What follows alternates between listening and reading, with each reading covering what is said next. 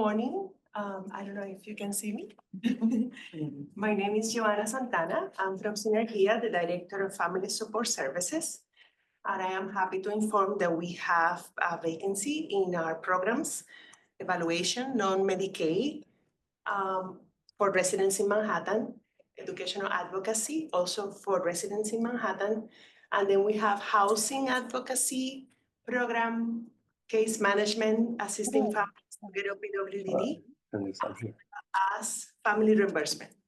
Any of these programs, I will be happy to provide information. I'm going to put my information in the chat, and please contact and reach out. Have to stand up? No.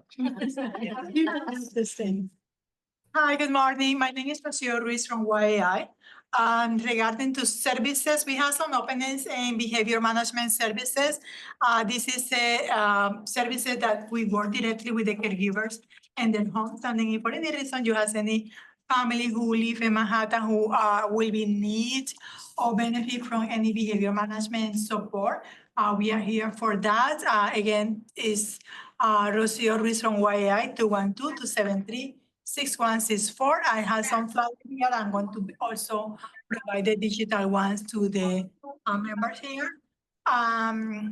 Additional, I have socialization group, independent living program. Independent living program is a 20 sessions group that talk about different topics to really empower the people to be more independent. Then this is for 18 and up. Then again, the informations will be posted and shared with you guys digital. My phone number is 212-273-6164, or my email that is Rocio, Ruiz, Ruiz, @yi.org. Thank you. Thank you. Wendy? Hi, everyone. Wendy DeLeon from ADAPT Community Network. Just want to let you know we do have vacancies in all of our services.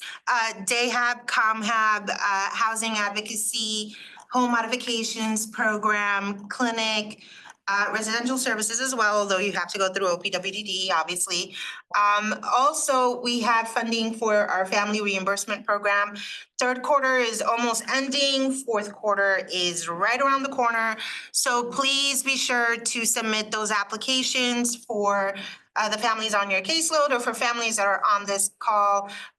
Please be sure to submit the application. You don't necessarily have to go through your care manager to submit the application, but if you'd like to touch base with them in order to get assistance to do so, please do so as early as possible.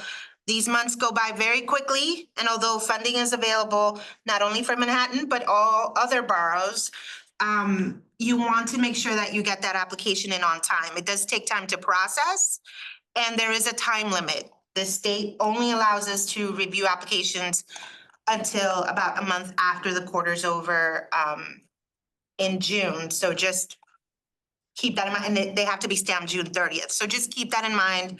You don't want to be the last one to submit an application and then risk after you've done all that work, not having your application reviewed because you submitted so last minute. So just want to plug that in.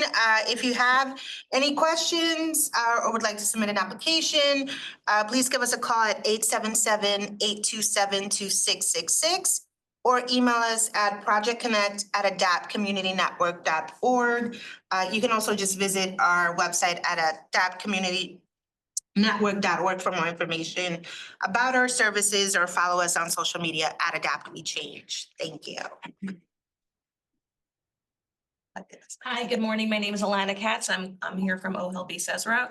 We also have money available in family reimbursement. And the good thing about it is you can get money from more than one organization. So the deadline is coming. And if you want to get all your funds covered, you should really reach out to all of the organizations. You can reach us at 718-686-3451 or email us at communityservices@ohelpfamily.org, and I will put it in the chat. Thank you.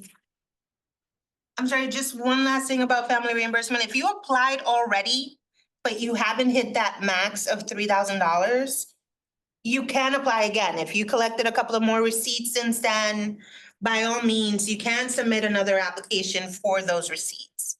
So just please keep that in mind.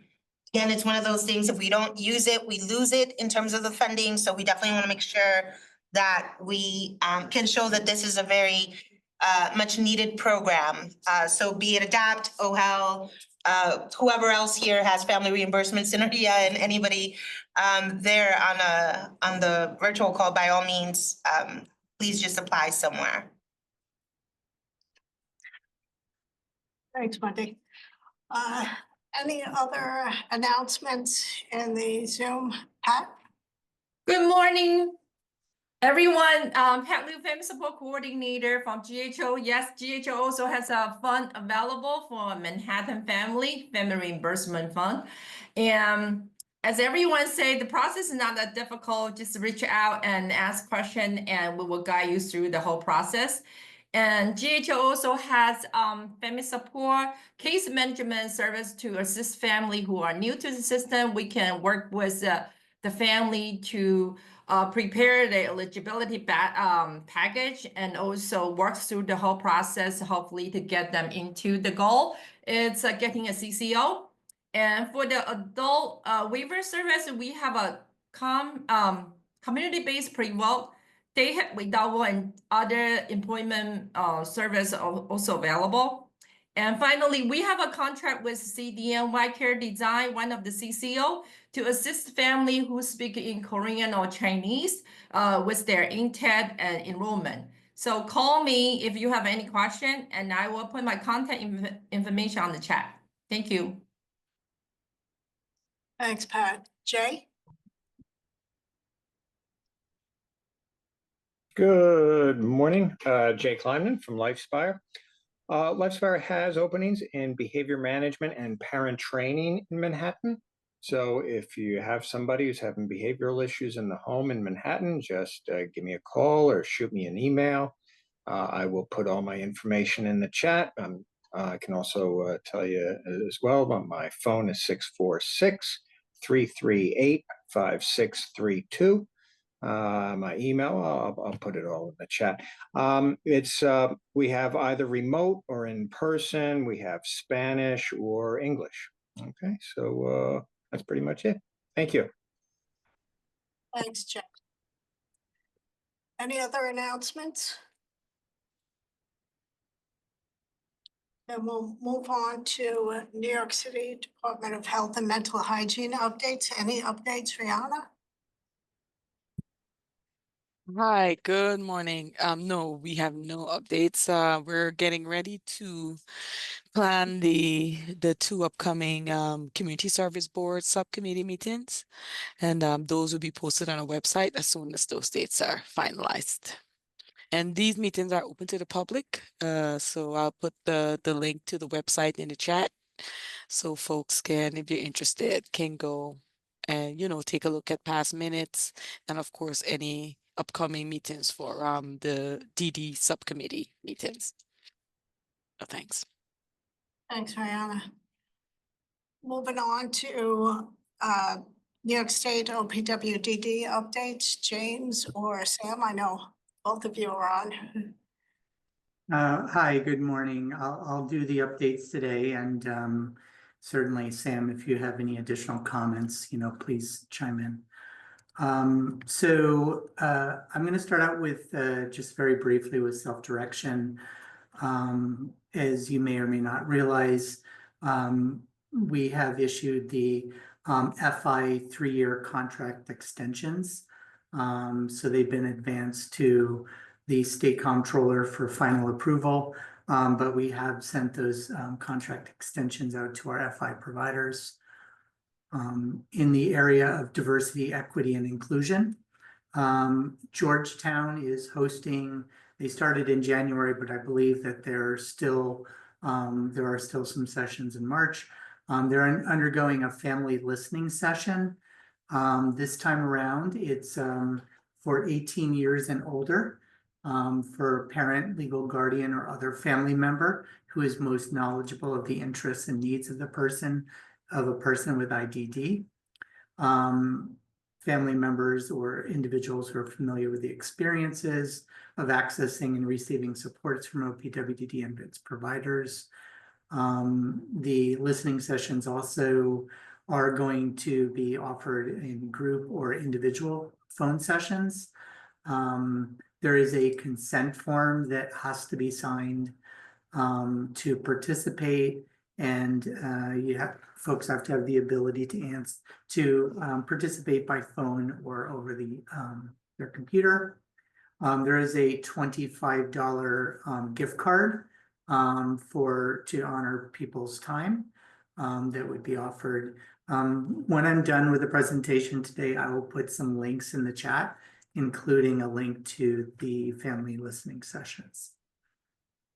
So as I'm going through, I'll pause, but if anyone has any questions, feel free to interrupt me, and I'll answer your questions. There is in the realm of ADMs, there is an ADM that was released related to video cameras and recording in residential settings. So I will share that link as well. There is, some pretty significant restrictions on placing video equipment in residences. That's kind of the short of it. In regards to family support, there is going to be an RFP that goes out in April for providers, FSS councils, and RFO family support staff will play a role in reviewing the proposal and identifying awardees. And the final awards will go out in August. With housing, there is, not sure if Sam had a chance to review this last month, but there is a community transition initiative underway. It provides one-time funding for residential providers to serve people who are in hospitals, in the ITOs, which are the intensive treatment options. Those are the two institutions that we have upstate, Sun Mountain Valley Ridge, or there's a few class members that are in nursing homes that are also included in the CTI initiative. So it includes a one-time funding opportunity. Agencies are funded up front based on an award that they were given, and they must place folks who are aging out or aged out by October 21st or 31st, I should say. And for folks in the ITO or hospital or the SNF, the deadline is July 31st. So the regional offices are helping provider agencies who have received the awards to get referral packets, screen folks, and place them by the deadlines. So, that's exciting. Last year in New York City, we had the most number of awards statewide and most number of placements. We were, pretty successful in getting folks out of those settings into residential placement. So we're hoping to have the same success this time around. General updates. So there is a security summit that's sponsored by OPWDD for providers, and it's going to occur on the 22nd. And it's an in-person security summit at Utica University. It's to focus on managing cyber threats, AI, and data security. So to my knowledge, this is the first of its kind. So it's, we have quite a few providers that are signed up to attend. The OPWDD annual report is now available in multiple languages. Again, I'll put a link in the chat for everyone to access that. Get outdoors and get together day events will be held in different city and federal parks around New York City on Saturday, June 14th. So this is an annual event, and there's a lot of activities for families and individuals. And, if you can get out and attend, that'd be great. March is the Developmental Disabilities Awareness Month, as I think everyone knows, in honor of DDAM. We like our acronyms. New York State is has lit up its landmark buildings in orange. That occurred on March 7th. I'm not sure if I didn't notice if the Empire State Building was lit up in orange. I assume it was.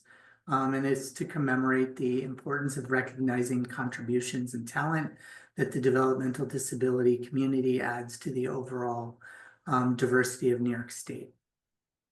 Throughout the month of March, their OPWDD will introduce individuals with disabilities who are daring to dispel the stereotypes by achieving their own personal goals and contributions.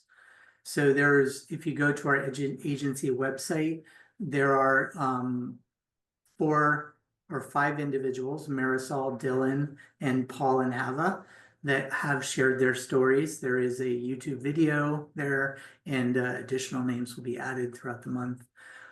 There is, if anyone has interest in submitting sending in a submission for consideration, there is some instructions. They have to include their photo and send to the community, the communications office, and along with some information. Folks can also tag themselves in social media using some hashtags, which I will share in the chat if there is interest. And again, I have a link to this initiative for this month that I'll put in the chat. So those are my updates. Does anyone have any questions? Any comments? Yeah, James, for the Saturday, June 14th outdoor event, is there like a flyer? Yeah, I will share the link to that has a lot of good information. So I'll put that in the chat. Does that work? Yes, thank you. Okay. Any other questions for James? Thank you, James. Okay, thanks. Moving on to IAC. IAC, nobody from IAC could be with us today. However, they did send a report, so if you just indulge me for a moment or two. On the advocacy front, lobby days were held back in February. They were a great success, and thank you to all those who supported that and attended that. We advocated for a 7.8% targeted inflationary increase, wage commission to make recommendations to increase direct care salaries, and for the rate setting to be returned to OPWDD from Department of Health. On the education side, the asks were for a tuition increase of 3.2%. To include the funding to support students continuing through the end of the year they turn 22, and the continuation of modifications to the current rate methodology until the new rate methodology is implemented. On the early intervention front, the asks were a 5% rate increase, the implementation of the 4% increase for underserved areas that was approved in last year's budget, and to restore the 32 million that was removed from the system with a reduction in telehealth rates. In addition to lobby days, there was a rally up in Albany in the War Room on February 25th, which was also very successful, and thank you to all who attended. The IAC also attended the 5 Council and participated with the 5 Council legislative breakfast, and I'll have more on that in just a few moments. On the federal side, please remember that any cut to federal Medicaid will force states to pay more and cause a redistribution of the dollars available. When this happens, all Medicaid funded services are in danger. So keep on the lookout for sign-on letters and advocacy alerts to put the pressure and keep the pressure on the federal government to ensure that Medicaid remains as it is. And the IAC Education Lobby Day will be held on May 6th. So stay tuned for additional information on that. On the state budget updates, each of the one houses released their budgets last week, or their budget proposals. And on the Senate side, they included the 7.8% increase. They did, however, break this into a 4% for direct care titles and a 3.8% discretionary. The Assembly budget proposal included the 7.8% with no restrictions. And that was all on the state budget and IAC updates. Before we move on to the Developmental Disabilities Council Committee reports, just want to give an update and kind of a review of our legislative breakfast. On March 6th, all 5 of the councils hosted a virtual legislative event. About 560 people attended virtually.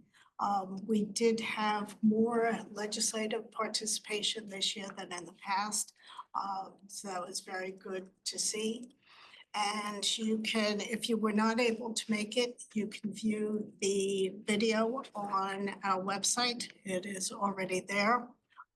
So if you go to manhattanddcouncil.org, you can find and view the video from the legislative breakfast. Also, before we get to committee reports, I just want to let everybody know that this year is an election year for the DD Council Executive Committee. And there are 5 executive elected offices, and it's the chair. There are 2 vice chair. There's a provider vice chair and a family vice chair. There is also a secretary and treasurer. So we will open up with nominations next month in April and have a slate by May with voting at our June meeting. Margaret Puddington has agreed to coordinate the nominations committee. So if you're interested in being part of that committee, please be in touch with Margaret. Margaret? Yes. Kathy, could you just review for us who the elected officials are of the DD Council? Sure. The chair, I am currently the chair of the council. And the vice chairs, the family vice chair is Ellie Roofer. And the provider vice chair is vacant. It was left vacant when Carol, previously held by Carol Lincoln. The current secretary is Alana Katz, and the current treasurer is Jessie Backey. Thank you. Very good. Please reach out to me soon if you would like to participate on the committee. It involves very little work, probably 2 or 3 meetings, and we can do them by Zoom.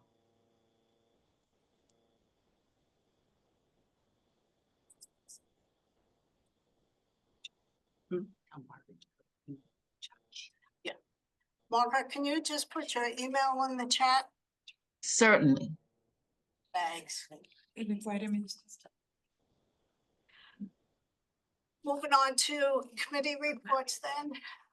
Manhattan Family Support Service Advisory, Mary or Jackie?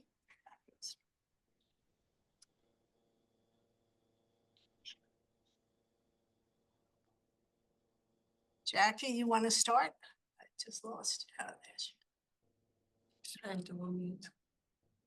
Jackie, you have to mute. Trying so hard. She's on the phone. Sorry, we all know that this is my life story. So yes, as far as Manhattan Family Support Services Advisory Council, we have our next meeting on Wednesday, March 26th at 10 a.m. It is going to be a presentation by Stephanie Barron from AHRC. It is going to focus on guardianship, supportive decision-making, and future care planning. And we are doing this, we are co-presenting with the Manhattan Transition Committee. And then that will be an overview. And then 2 weeks later on April 9th, also at 10 a.m., Stephanie's going to do a page-by-page analysis where she's going to help people actually fill out the documentation. So we've done this presentation before. It's really, really valuable. And please let all your people know about it. Thank you. Can I ask a question? Is this only for Manhattan families or anyone could attend? Well, this is a FSS contract that HRC Oh, has. It doesn't matter. I mean, I'm just saying that that's why we're doing it. And it is, FSS contract is with the Bronx and Manhattan. So therefore, we encourage the people to be from that borough, but we would never hold anyone back from attending. Also that, just to add to what Jackie said, our Wednesday, April 9th meeting is a hybrid meeting. It's assistance with the application / petition. So Stephanie will be here at HRC to go over page by page of that. And we will also put it on the Zoom, so you have the option of doing both. Refreshments will be served. One other thing is our meeting after that will be on family reimbursement, which is Wednesday, April 23rd. Jackie and Janet Davis did one in September or October, I believe, and it was very well attended. It's again, an overview of family reimbursement. One great thing I'd like to add on family reimbursement was there was people who received CDPAP were not allowed to apply to family reimbursement. The statewide committee took this issue to the committee and it was discussed and it was presented that they will be allowed now to apply for goods and services. This affects, we just found out, this change will be in effect as of last Friday, I think 13th of March. So as promised, you will see the FSS on the FAQ page, which will include the allowability of those enrolled in CDPAP to receive FSS family reimbursement for goods and services. I want to just say that, so it's, however, it's goods and services. Respite services are excluded. This is because OPWDD considers respite to be covered by CDPAP or by the compensation of a parent that a parent may receive as a personal assistance. So again, the people receiving CDPAP as of March 13th may apply for goods and services from family reimbursement. So that's a win-win for everybody, I think. And again, because, any kind of suggestions for changes to FSS, family reimbursement, bring it to Jackie and I so we can, relay it to the statewide committee and work on adding, things to the allowable, the list, so we can use this money for our families. And that's all I have. I actually just wanted to add something as well. For those people who have CDPAP and have been under this horrific transition to PPL, I think the timeliness of being able to get at least goods and services when respite may be interrupted is a really positive thing. So I thank the statewide chairs for pushing that through. Thanks, Jackie and Mary. Paola? I'm sorry, Jackie, I have another question. The guardianship form by form training by Stephanie is gonna be in English only, or you will have Spanish or other languages, or just English? That is a very good question. You want to come translate for us? Yes, exactly. That was my next comment. Unfortunately, We're no. not joking. Please, Joanna Santana just offered to come and do it with us, or you could do it on the Zoom, whatever easiest. Oh, she'll be here in person. Look at this. Thank you. Thank you, Johanna. Let's see. Oh, and then I don't know if I said that meeting was with you. You can just add that. That will be, okay. Okay, oh, and Jackie and I did attend the rally in February 25th up in Albany together in support of our council and its members and the families. And we wore orange. And if you didn't have an orange shirt, there were orange T-shirts donated by, I believe, New York Alliance. And we weren't the first to arrive in Albany. Okay. Wait, one more thing. If you'd like to see us, including Kathy, we are on video on multiple Facebook pages, including New York Alliance. Thank you. It was a very good time. You're really good. Transition committee updates, Andrew and Pat. Hi, good morning. Transition Committee, in lieu of our normal April meeting, we are co-sponsoring the previously mentioned two-part series on future planning and guardianship, along with the Manhattan Family Support Services Advisory Council. We're super grateful to Jackie and Mary for setting that up. Very grateful also to Stephanie for presenting, and even more grateful for Joanna for stepping in for support. So in the chat, you can find a blurb about that and the link to register. You do need to register for that, and you have to register for part 1 in order to attend part 2, as Jackie mentioned. Did I miss anything? McDonald's? You paying $22?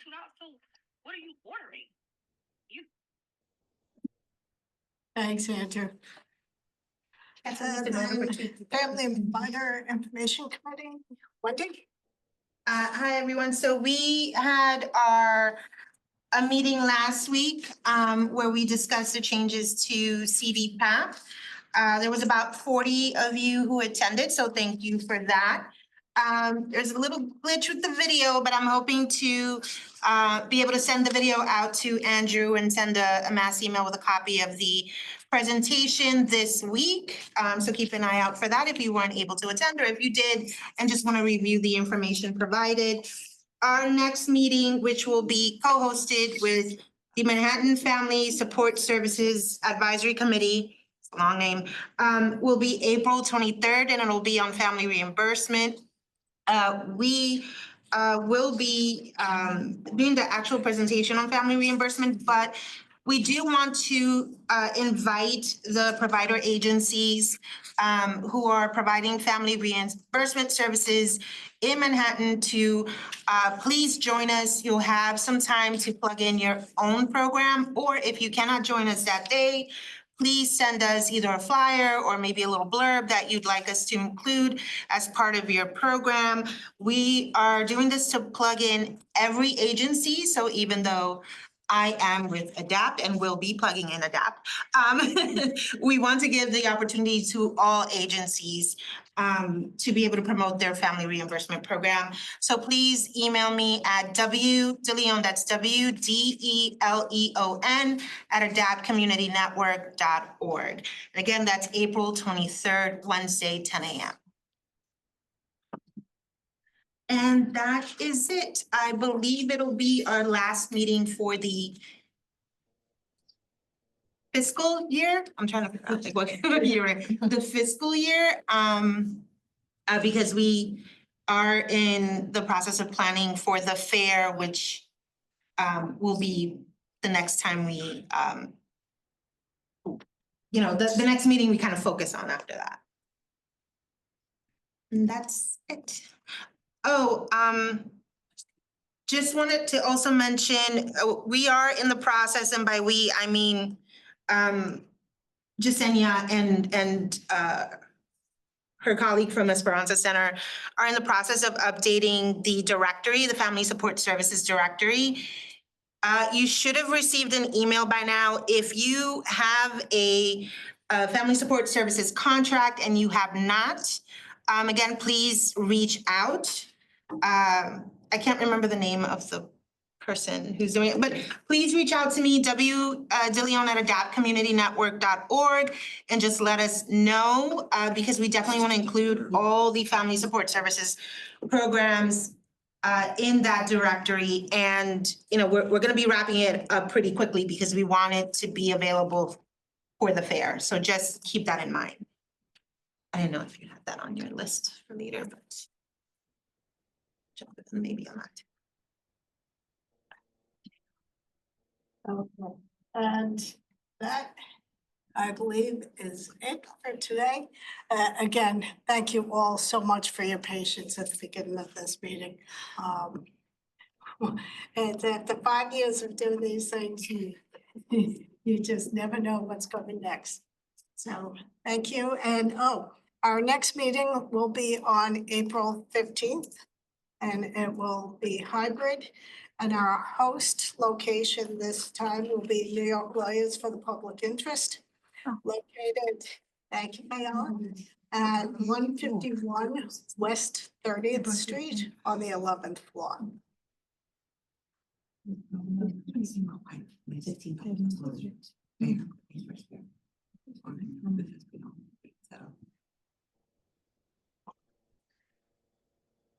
And that's it. Does anybody else have any other comments, questions, concerns? And have a great day. Kathy, Yes. it's Lily from NICONNEX. Do you have a day for the DD Council Resource Fair? Thank you so much. I provide. For the DD Council. For the fair. Thank you so much. Hopefully by the end of today. Okay, thank you.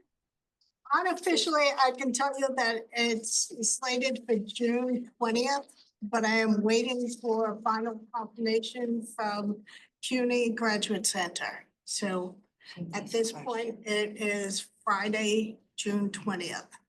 But more to come, and as soon as we get that ironed out, we'll be blasting all kinds of announcements and save the dates. There's a hand up. Anybody else have any? There's a hand from Sarah? Hi, Sarah? may I speak? Yes. Thank you so much. Hi, Ms. Chantal. It's Kwame's mom. I put something in the chat, 2 events, because at this very time, there's legislation pending that would make a big difference in recruitment and retention of school bus personnel. And I think if you have any younger kids in the last, 15 years, you know that shortage, the short staff buses are creating absences. They're creating a lot of regression and difficulty. So there's a moment right now, and there's a briefing on Zoom today at 12 for organizations, but there's also an open public webinar next Monday, the 24th at 6. And I did put that as an attachment, and I'll put, I don't know if you need anything else from me, I'll put an email into the chat right now. But not include, Advocates for Children are gonna be there, New York Appleseed, ourselves, Parents to Improve School Transportation, and people from the Board of Education and the School Bus Union, et cetera, et cetera. The legislation is S1018. It's sponsored by Senator Robert Jackson, and we're waiting for the assembly person to get a number to a corresponding bill there. And then we need to pressure the governor, you know, to have this funding in the light of everything else that's going on. But if the kids can't get to school, they can't get those early services, including EI, including pre-K and 3K. So I'll end there. Thank you so much for giving me a moment. Thank you, Sarah. Paola? I'm sorry, I know we were about to leave, but PEACE is, I know about the organization, but I'm not sure that the council knows about it. If you can say a little bit about what you do, I think that will be helpful. Okay, just that we have sort of crowdsourced information about every aspect that anybody around us has experience with busing, whether it's paras, whether it's trying to get travel training, you know, getting in touch, putting a complaint. And we also have a long-term vision for a school bus bill of rights where the most impacted communities are actually part of making policy. And it's saved by the bell. But everything's at pistmic.org.